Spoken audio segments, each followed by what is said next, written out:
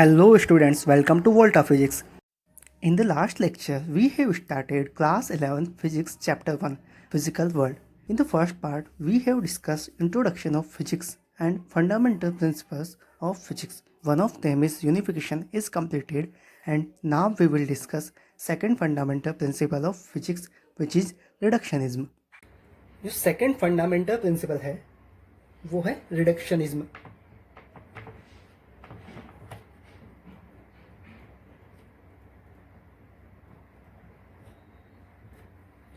इसमें क्या होता है, जो बिग पार्ट्स होते हैं किसी भी बॉडी के या बिग प्रॉब्लम जो होती है उसको हम स्मॉल पार्ट्स में सॉल्व करते हैं.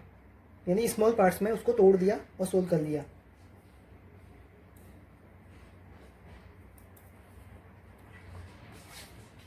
To study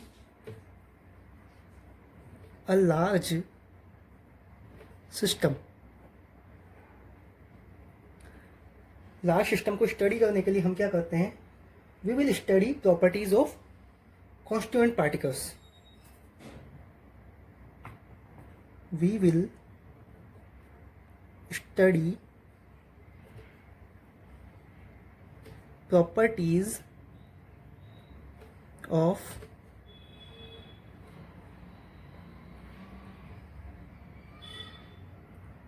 constituent particles.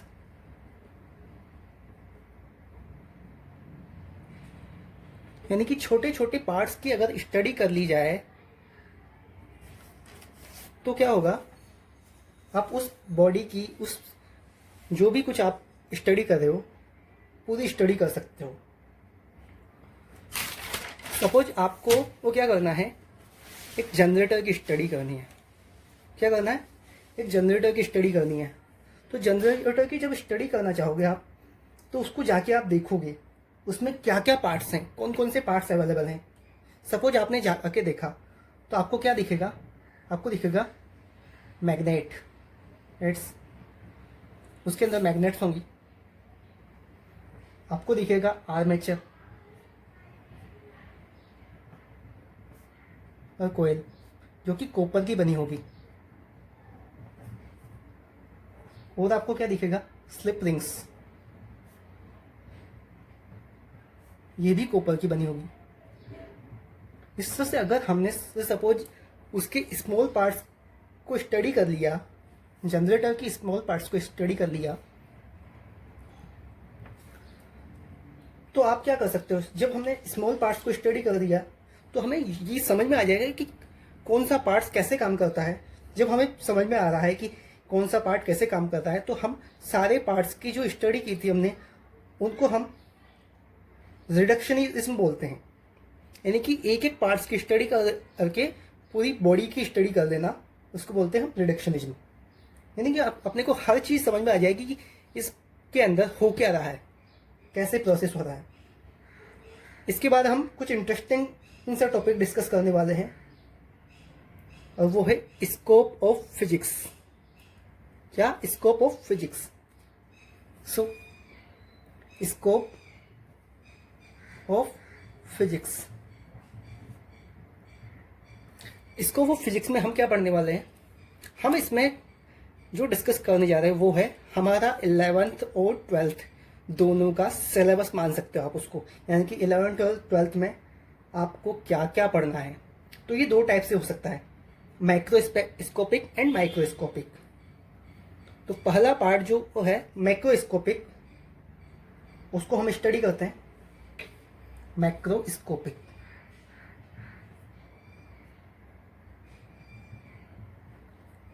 Macroscopic की हम बात कर रहे हैं पहले.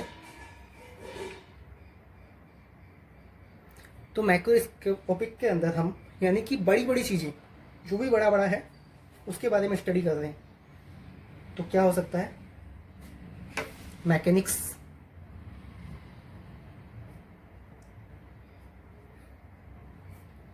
वो क्या हो सकता है, थर्मोडायनामिक्स, और है इलेक्ट्रोमैग्नेटिज्म,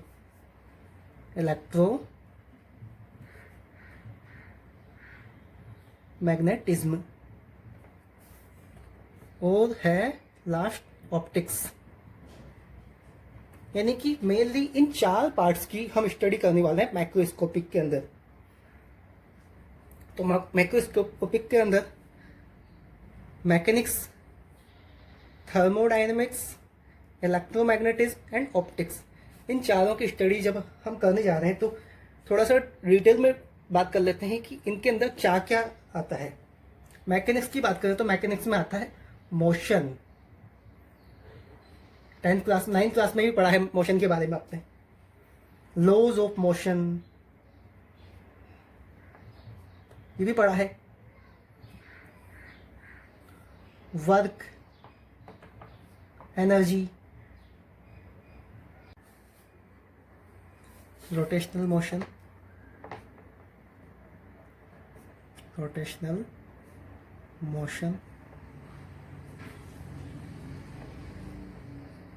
ग्रेविटेशन,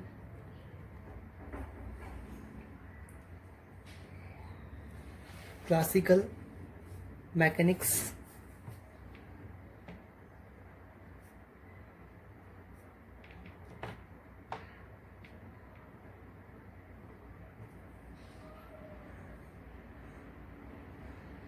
वेलोसिटी, एनर्जी, ये सब कुछ इसके अंदर पढ़ने वाले हैं। वेलोसिटी,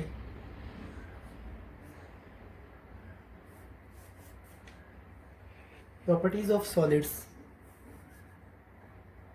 प्रॉपर्टीज ऑफ सॉलिड्स,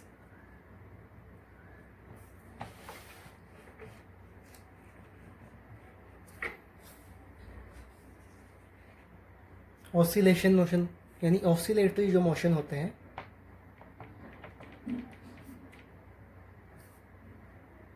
ये भी हम इसके अंदर पढ़ने वाले हैं।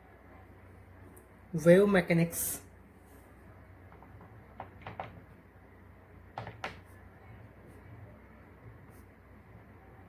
वेव मैकेनिक्स के अंदर पढ़ने वाले हम sound.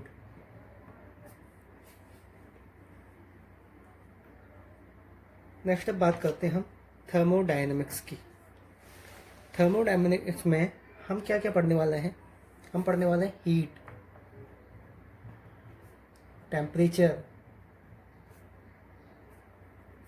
Laws of thermodynamics, laws of thermodynamics,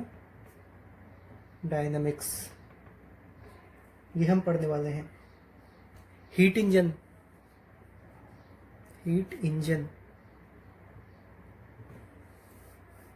conduction, induction, radiation, यानी जो प्रोसेस होते हैं चार्जिंग के, बॉडी को हीटिंग के जो प्रोसेस होते हैं, conduction, induction and radiation. Conduction, induction and radiation, ये जो प्रोसेस होते हैं चार्जिंग मतलब हीटिंग के, वो आप इसमें पढ़ने वाले हो। नेक्स्ट बात करते हैं इलेक्ट्रोमैकेनिक्स की। इलेक्ट्रोमैकेनिक्स में आप पढ़ने वाले हो चार्ज। इलेक्ट्रोमैग्नेटिज्म में क्या पढ़ने वाले हो? चार्ज। करंट पढ़ने वाले हो। ये करंट जो होगा डीसी करंट होगा, जो बैटरीज वगैरह में यूज होता है वो डीसी करंट यूज होगा। आपका एक अलग से चैप्टर होता है अल्टरनेटिंग करंट का, वो भी आप इसमें पढ़ने वाले हो, यानी कि अल्टरनेट करंट, ऐसी करंट बोल सकते हो आप उसको। Electromagnetic induction, electromagnetic induction, magnetism, और पढ़ने वाले हो आप डिवाइसेज के बारे में, कौन कौन से डिवाइसेज आप इसमें यूज करते हो इलेक्ट्रोमैग्नेटिज्म के अंदर। नेक्स्ट बात करते हैं ऑप्टिक्स की। ऑप्टिक्स के अंदर आप रिफ्रैक्शन पढ़ोगे, क्या पढ़ोगे? रिफ्लेक्शन, जो मिरर में यूज होता है, रिफ्लेक्शन।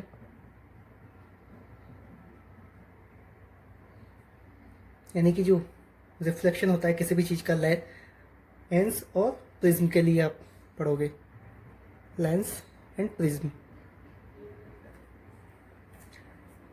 सिमिलरली आप डिवाइसेस इसमें भी पढ़ोगे कि कौन कौन से डिवाइसेज जिसमें ऑप्टिक्स के अंदर आते हैं,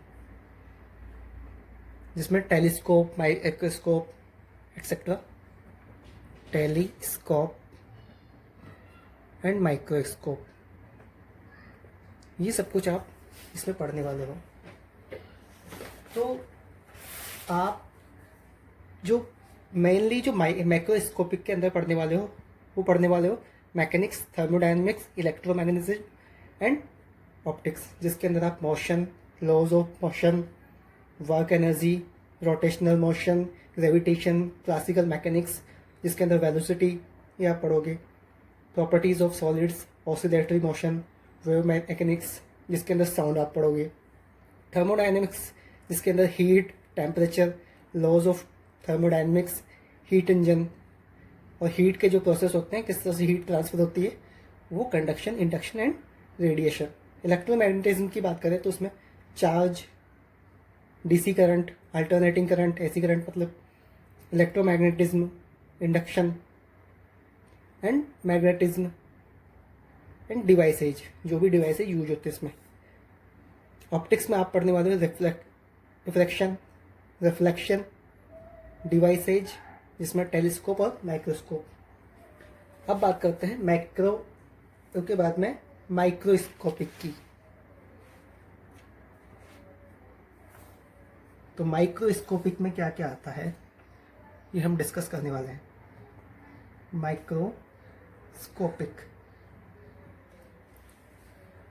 माइक्रोस्कोपिक की बात कर रहे हैं तो सबसे पहले बात करते हैं सबसे छोटे पार्टिकल यानी कि एटम की। एटम से हम शुरुआत करने जाएंगे। एटम के अंदर हम क्या पढ़ेंगे? Nuclear physics.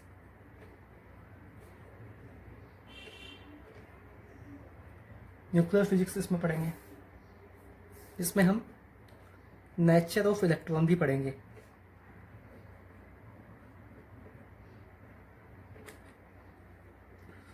Nature of photon भी पढ़ेंगे।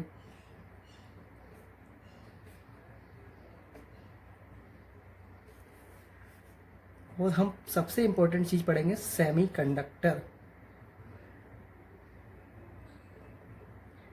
जो आपके पास मोबाइल है, कंप्यूटर है, यानी कि लैपटॉप है, जो भी है, उसमें लगा है आपका सेमीकंडक्टर।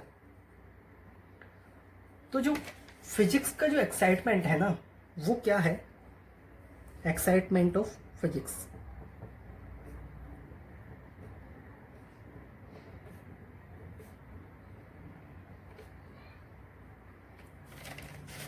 फिजिक्स जब हमने पढ़ना स्टार्ट किया तो हमने बहुत सी चीज़ें सीखी है।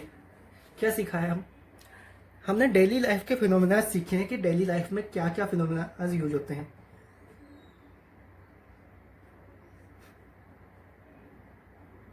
डेली लाइफ फिनोमेनाज, ओके, उनको हम समझने लगे किस तरह से चीजें होती हैं यहाँ पे, किस तरह से प्रोसेस होते हैं। कंडक्टिंग एक्सपेरिमेंट्स करने लगे।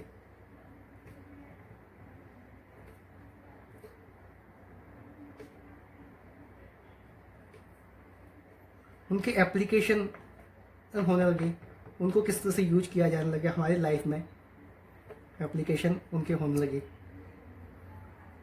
और सबसे इंपॉर्टेंट चीज़ है फ्यूचर प्रिडिक्शन।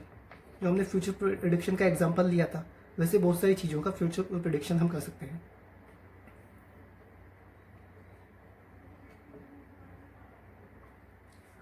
ये हो गए आपके मैक्रो एंड माइक्रो, दो तरह के प्रोसेस।